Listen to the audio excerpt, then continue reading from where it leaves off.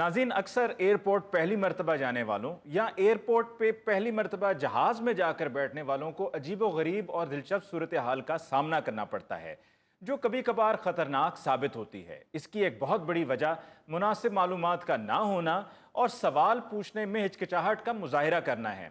आइए एयरपोर्ट चलते हैं और चलकर देखते हैं कि वहाँ क्या हो रहा है। अल्लाह खैर करे, सारा एयरपोर्ट वेला हो गया पर साडा मुंडा बाहर नहीं आन दे। पता नहीं वैसे जहाज से आया भी है कि नहीं। पता नहीं नाना अबू, जहाज तो कब का उतर चुका है। ਟੈਲੀਫੋਨ ਦੇ ਉੱਤੇ ਤੇ ਇਹੀ ਦੱਸਿਆ ਸੀ ਕਿ ਮੈਂ ਇਸੇ ਜਹਾਜ਼ ਦੇ ਉੱਤੇ ਆਵਾਂਗਾ। हाय अब्बा जी, मैंने घर सालन पकाया हुआ, कब का ठंडा हो गया होगा। ਉਹ ਪੁੱਤਰ ਤੈਨੂੰ ਸਾਲਣ ਦੀ ਫਿਕਰ ਪਈ ਹੈ, ਸਾਨੂੰ ਮੁੰਡੇ ਦੀ ਫਿਕਰ ਪਈ ਹੈ, ਬਾਹਰ ਨਹੀਂ ਆਉਣ ਡਿਆ। दुबई से तो एक ही फ्लाइट आनी थी, उसे उतरे हुए तो 1.5 घंटा हो गया है। मेरा ख्याल है सामान बहुता ले आया होना है, इकट्ठा करता पिया होना है। ਐਡਾ ਕਿਹੜਾ ਜਹਾਜ਼ ਦਾ ਸਮਾਨ ਲੈ ਆਇਆ ਹੋ? एक मिनट भाई साहब, आप दुबई वाली फ्लाइट से आए? ਇਹ ਵੇਖੋ ਨਾ, ਆ ਗਈ ਹੈ ਫਲਾਈਟ ਕਦੋਂ ਦੀ। पता नहीं मामू को क्या हो गया, अभी तक बाहर नहीं आए। इको देसी मुर्गा रह गया सी, मैं वो पका के आई हां। ਕੁੜੀਏ ਤੈਨੂੰ ਆਪਣੇ ਮੁਰਗੇ ਦੀ ਪਈ ਹੈ ਤੇ ਸਾਡਾ ਮੁਰਗਾ ਗੁੰਮ ਹੋ ਗਿਆ ਈ। ਤੁਹਾਨੂੰ ਸਾਰਿਆਂ ਨੂੰ ਖਾਣ ਪੀਣ ਦੀ ਪਈ ਹੈ, ਮੇਰਾ ਭਰਾ ਨਹੀਂ ਆਇਆ। ਹਾਏ ਲਓ ਹੁਣ ਤਾਂ ਜਹਾਜ਼ ਦੀ ਘਰੋੜੀ ਵੀ ਚਲੇ ਗਈ ਹੈ। ਉਹ ਸਾਰੇ ਹੀ ਟੁਰ ਗਏ ਨੇ, ਸਿਰਫ ਸਾਡਾ ਹੀ ਮੁੰਡਾ ਰਹਿ ਗਿਆ। अल्लाह खैर करे, मामू के साथ कोई मसला ना बन गया हो। हाय हाय, ਪੁੱਤਰ ਮਸਲਾ ਕਾਹਦਾ ਬਣਨਾ ਹੈ? ਮਿਹਨਤ ਮਜ਼ਦੂਰੀ ਕਰਕੇ ਆ ਰਿਹਾ, ਕੋਈ ਸਮਗਲਿੰਗ ਕਰਨ ਨਹੀਂ ਸੀ ਗਿਆ। ਬਾਜੀ ਤੁਸੀਂ ਵੀ 2 ਘੰਟੇ ਪਹਿਲੇ ਦਾ ਲਿਆ ਕੇ ਬਿਠਾ ਛੱਡਿਆ, ਹੁਣ ਤੇ ਭੁੱਖ ਲੱਗਣ ਲੱਗ ਪਈ ਹੈ। मैं तो नाल कद्दू दा रायता भी बनाया सी। ਆ ਵੇਖੋ ਨਾ ਜ਼ਰਾ, ਸਿਆਣੇ ਕਹਿੰਦੇ ਆ ਰਿਜ਼ਕ ਨੂੰ ਇੰਤਜ਼ਾਰ ਨਹੀਂ ਕਰਵਾਈਦਾ। ਦਿਓ ਜੀ ਇਹਨੂੰ ਘਰ ਦੀ ਚਾਬੀ ਘਰ ਜਾ ਕੇ ਖਾਵੇ। ਉਹ ਸ਼ੋਖਿਆ ਯਾਰ ਹੈ ਤੇਰਾ, ਤੈਨੂੰ ਤਾਂ ਫਿਕਰ ਕਰਨੀ ਚਾਹੀਦੀ, ਹਲੇ ਤੱਕ ਬਾਹਰ ਕਿਉਂ ਨਹੀਂ ਆਇਆ? ਤੇ ਹੋਰ ਕੀ, ਉਹ ਤੇ ਜਦੋਂ ਦੁਬਈ 에ਅਰਪੋਰਟ ਤੇ ਪਹੁੰਚੇ ਸਨ ਤੇ ਮੈਨੂੰ ਫੋਨ ਕਰਕੇ ਕਹਿੰਦੇ ਨੇ, ਜਿਲਾ ਅੱਜ ਮੈਂ ਤੇਰੇ ਹੱਥ ਦੀ ਰੋਟੀ ਖਾਣੀ ਹੈ। ਉਹ ਭਾਬੀ ਤੇਰੇ ਹੱਥ ਦੀ ਖਾਏਗਾ, 에ਅਰਪੋਰਟ ਦੇ ਉੱਤੇ ਕਿਹੜਾ ਮੁਰਗ ਪਲਾ ਪੱਕਾ ਹੁੰਦਾ ਹੈ? ਬਿਸਮਿਲ੍ਲਾ ਮੇਰਾ ਭਰਾ। ਮੇਰੇ ਯਾਰਾ, ਸਦਕੇ ਕਿੱਥੇ ਰਹਿ ਗਿਆ ਸੀ ਵੀਰੇ? ਆ ਮੇਰੇ ਯਾਰਾ, ਉਹ ਇੰਨੀ ਗਰਮੀ ਟੋਪੀ ਤੂੰ ਗਰਮ ਪਾ ਕੇ ਆ ਗਏ। ਲੁੱਟਣਾ ਪਾਓ, ਆ ਗਿਆ ਅਕਰਮ ਦੁਬਈ ਤੋਂ। ਉਹ ਪੁੱਤਰ ਸਾਰੀ ਦੁਨੀਆ ਆ ਗਈ, ਤੂੰ ਲੇਟ ਕਿਉਂ ਹੋ ਗਿਆ ਸਰ? ਆ ਇਹਨਾਂ ਨੇ 에ਅਰਪੋਰਟ ਵਾਲਾ ਰੋਕ ਲਿਆ, ਮੈਨੂੰ ਬਿਠਾ ਲਿਆ ਉੱਥੇ। ਨਾਲੇ ਇਹਨੇ ਪੈਸੇ ਖਰਚੋ ਤੇ ਨਾਲੇ ਇਹਨਾਂ ਕੋਲ ਬਿਜਤੀ ਕਰਾਓ। ਕਿਹਨਾਂ ਨੇ ਬਿਠਾ ਲਿਆ? ਆ 에ਅਰਪੋਰਟ ਪੁਲਿਸ ਵਾਲਿਆਂ ਨੇ।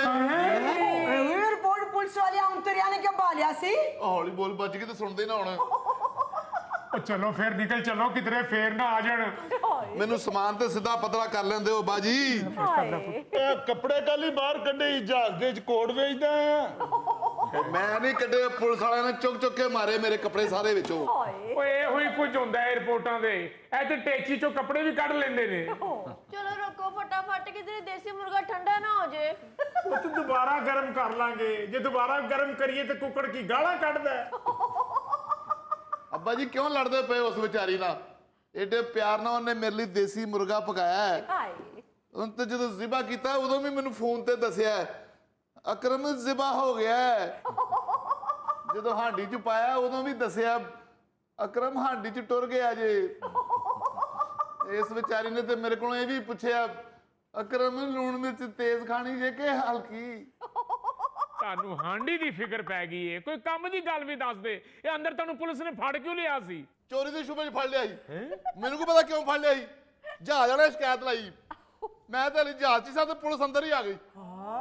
हाँ, जहाज से क्यों पुलिस आ बड़ी सी? ओ भाई, कुछ ना कुछ तो मौसूफ ने किया ही होगा ना, जो जहाज में पुलिस आ गई, वरना उनका दिमाग थोड़ी खराब है। ਉਹ ਜੀ ਕਰਨਾ ਕੀ ਸੀ? ਮੈਂ ਤੇ ਜੁੱਤੀ ਲਾ ਕੇ ਬੜੇ ਆਰਾਮ ਨਾਲ ਆਪਣੀ ਸੀਟ ਤੇ ਸੁੱਤਾ ਹਾਂ।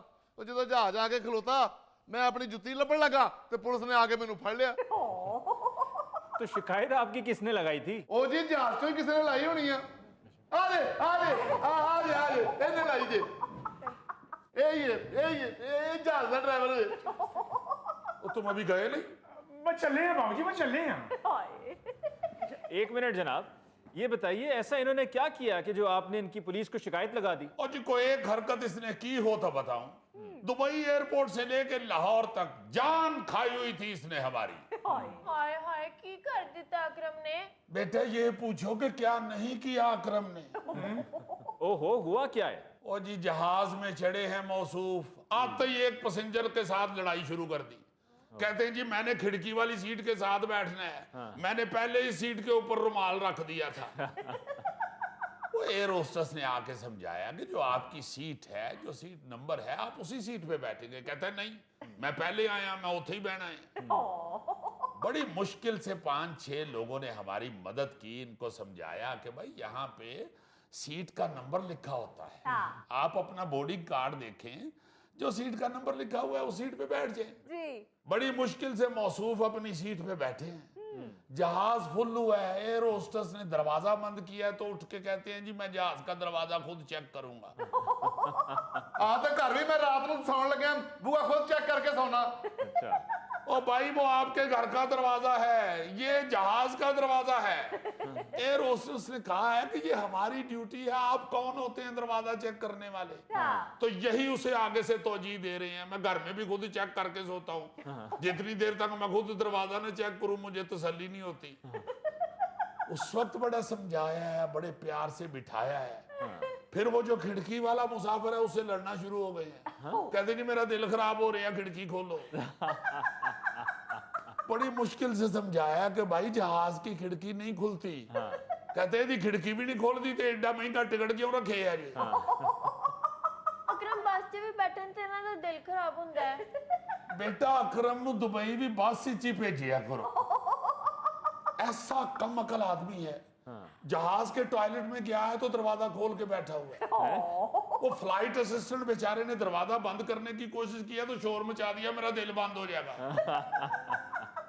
उसने कहा यार ये तुम्हारे घर की टॉयलेट नहीं है, ये जहाज की टॉयलेट है, यहाँ पे और भी पैसेंजर बैठे हुए हैं, क्या कर रहे हो? आगे से उससे बहस कर रहे हैं। कहते एक तो तुम विच लोटा नहीं रखे हो, तुम दरवाजा बंद करन रहे। ਤੁਸੀਂ ਦੱਸੋ ਬਾਊ ਜੀ, ਤੁਸੀਂ ਦੱਸੋ जिथे लोटा ना होवे टॉयलेट होती है। ओ भाई जहाज के टॉयलेट में लोटा नहीं होता। जी मैं तो पहले कह रहा हूं बेटा इसे बाईपास ही भेजा करे। ऐसा अजीब आदमी आके कॉकपिट का दरवाजा एकदम खटखटाना शुरू कर दिया। अच्छा, वो मैंने बाहर निकल के पूछा भाई क्या बात है? कहना भाजी जहाज दियां हवावां चेक करा लियां सारी। वो मैंने कहा भाई क्या कर रहे हो, क्या कह रहे हो ये? कहते जी मैं करी नारोवाल जांदा सा पिया तो टायर च हवा घट सी, साडी बस उल्ट गई सी। तो मैंने कहा भाई ये हवा में है, ये नारोवाल के रोड पे नहीं है जहाज। फिर थोड़ी देर बाद आके नॉक करना शुरू कर दिया दरवाजा। वो मैंने कहा भाई अब क्या है? कहता भाई जी जहाज उड़ाते कितने सौंदे तो नहीं तुसी। तो मैंने कहा यार क्या मुसीबत है तुम्हें, बैठ जाओ जाके, ये सैकड़ों लोग बैठे हुए हैं, तुम अकेले कोई फिक्र है? ਉਹ ਜੀ ਮੈਂ ਇੱਕ ਵਾਰ ਬੱਸ 'ਚ ਬੈਠਾ ਸਾਂ ਤੇ ਡਰਾਈਵਰ ਸੌਂ ਗਿਆ ਸੀ, ਉਹਨੇ ਦਰਖਤ 'ਚ ਕੱਢ ਮਾਰੀ ਸੀ, ਬੜੀ ਮੁਸ਼ਕਲ ਬਚੇ ਸਾਂ ਜੀ ਸਾਰੇ। मैंने चीख चीख के समझाया भाई 30,000 फुट की बुलंदी पे कहां दरख्त लगे हुए हैं। हाँ बिल्कुल। तो रोना शुरू कर दिया, कहते हैं ਅਸੀਂ 30,000 फुट उत्ते फिरन दे। ਆਹੋ ਮੈਂ ਤੇ ਜੰਮੂਆਂ ਤੇ ਦਰਖਤ ਤੋਂ ਡਿੱਗਾ, ਮੇਰੀ ਬਾਂਹ ਟੁੱਟ ਗਈ ਸੀ। ओ यार अजीब आदमी हो, अल्लाह ताला से खैर मांगो, जहाज इतनी ही बुलंदी पर उड़ता है, दुआ करो अल्लाह खैर करेगा, कुछ नहीं होता। बस जी कोई एक इसकी बेवकूफी हो तो आपको बताऊं ना। थोड़ी देर बाद फिर आ गया है, कहता भाई जी फोन ते लोकेशन लाई जी ना। ओ मैं क्या मतलब? कहते जी लोकेशन ला लवो कि तेरे राह ना भुल जाना। ਅੱਬਾ ਯਾਦ ਨਹੀਂ ਜਦੋਂ ਮੇਰੀ ਜੰਜ ਲੈ ਕੇ ਹਾਂ ਅਸੀਂ ਦੂਸਰੇ ਪਿੰਡ 'ਚ ਵੜ ਗਏ ਹਾਂ, ਉਹ ਫਿਰ ਕਿਸੇ ਬੰਦੇ ਨੇ ਕਿਹਾ ਵੀ ਲੋਕੇਸ਼ਨ ਲਾਓ ਤੇ ਫਿਰ ਸਹੀ ਪਹੁੰਚੋਗੇ। ओ भाई लगी होती है लोकेशन, जहाज में सारा सिस्टम मौजूद होता है। ਉਹ ਬਾਊ ਜੀ ਮੈਂ ਤੇ ਇਸ ਗੱਲੋਂ ਕਿਹਾ ਸੀ, ਮੈਂ ਬਾਰੀ 'ਚੋਂ ਬਾਹਰ ਵੇਖਿਆ ਤਾਂ ਕੋਈ ਸ਼ਾਈ ਨਹੀਂ ਨਜ਼ਰ ਆਉਣ ਡਈ, ਨਾ ਕੋਈ ਬੋਰਡ ਨਾ ਕੋਈ ਨਿਸ਼ਾਨੀ। ऐसा जाहिल बंदा है। थोड़ी देर बाद जब खाना तकसीम हुआ है तो उधर भी रटा डाल के बैठ गए। कहते जी मैनू नाल अचार भी दियो। ਤੇ ਆਹੋ ਜੀਲਾ ਮੈਨੂੰ ਹਮੇਸ਼ਾ ਰੋਟੀ ਨਾਲ ਅਚਾਰ ਦਿੰਦੀ ਹੈ। उस एयर होस्टेस का नाम जीला नहीं था, सुमेरा था। अगर जहाज में तुम्हें रोटी के साथ अचार चाहिए तो जीला को एयर होस्टेस भर्ती करवा दो।